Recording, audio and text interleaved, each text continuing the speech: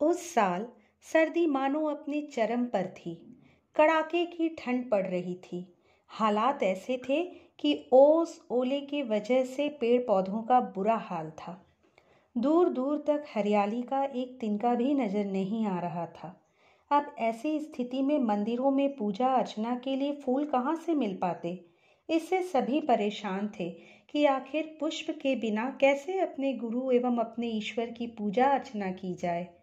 परंतु सुदास माली की किस्मत इतनी अच्छी निकली कि जाने कैसे उसके सरोवर में कमल का फूल खिल उठा।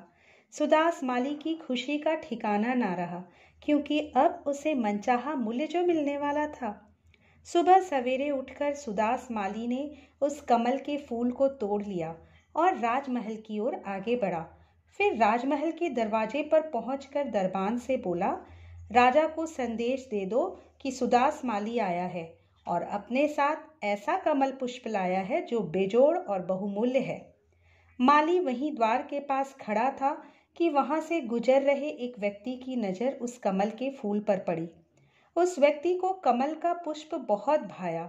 व्यक्ति ने माली से पूछा, क्या यह कमल का फूल बिक्री के लिए है? माली ने जवाब दिया, ये कमल का फूल मैं महाराज को अर्पित करने के लिए लाया हूँ। उस आगंतुक व्यक्ति ने कहा, मैं तो इस पुष्प को महाराजा धीराज को अर्पित करना चाहता हूँ। माली बोला, मैं आपका तात्पर्य नहीं समझा।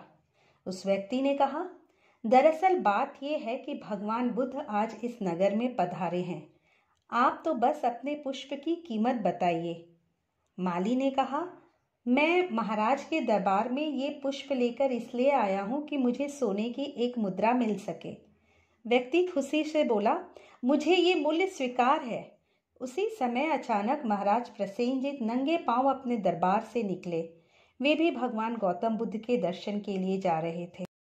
सुदास माली के हाथों में अनोखा कमल पुष्प देखकर राजन बड़े आनंदित हो गए और वहीं रुककर उन्होंने माली से पूछा, माली, इस पुष्प का क्या मूल्य लगाए हो? माली ने कहा, हे राजन, पुष्प तो मैं इन्हें बेच चुका हूँ। राजा ने कहा, किस मूल्य पर? माली ने कहा, 1 सोना की मुद्रा के बदले। राजा ने कहा, मैं तुम्हें 10 सोने की मुद्रा दूंगा। तब वह आगंतुक व्यक्ति बोला, मैं 20 सोने की मुहर दूंगा। राजन भौचक्के रह गए। उन्हें आश्चर्य में देख आगंतुक व्यक्ति बोला, महाराज, आज हम दोनों ही भगवान बुद्ध के दर्शन के लिए जा रहे हैं। इस समय हम दोनों ही उनके भक्त हैं। यहाँ ना कोई राजा है और ना कोई प्रजा, तो कृपा करके मेरे इस धृष्टता को क्षमा करें। महाराज शांत मन से मुस्कुराए और बोले, सच कहते हो भक्तराज, परंतु मैं इस पुष्प के लिए 40 मुद्राएं दूंगा। इतने में आगंतुक ने कहा, मैं 80 मुद्राएं दूंगा। कमल पुष्प की इतनी बढ़ती कीमत को देखकर माली चकित हो गया। उसकी समझ में नहीं आ रहा था कि ये पुष्प अचानक इतना महंगा कैसे हो गया। फिर उसके मस्तिष्क में कुछ ख्याल आया। उसने राजा और आगंतुक व्यक्ति दोनों से कहा कि आप लोग मुझे क्षमा करें, परंतु मैं ये पुष्प अब किसी भी कीमत पर नहीं बेचूंगा। ऐसा बोलकर माली वहां से निकल गया। फिर नगर से कुछ दूर बाहर निकलकर सोचने लगा कि जिस भगवान बुद्ध के लिए उनके भक्त साधारण से कमल के पुष्प के लिए इतनी महंगी कीमत देने को तैयार है, क्यों ना उन्हीं के पास जाकर कमल पुष्प को बेचा जाए और मुंह मांगा मूल्य पाया जाए। फिर क्या था, माली भगवान बुद्ध की तलाश में निकल पड़ा।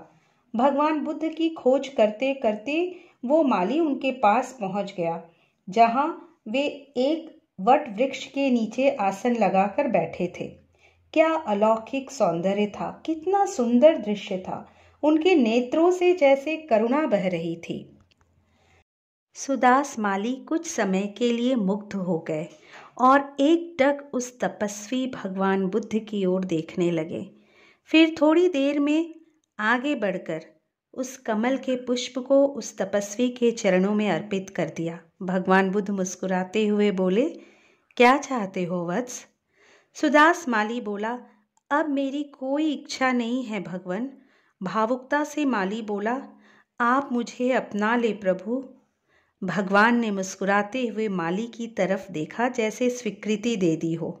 माली को अब कमल पुष्प का नहीं बल्कि अपने जीवन का भी सार्थक मूल्य मिल गया था।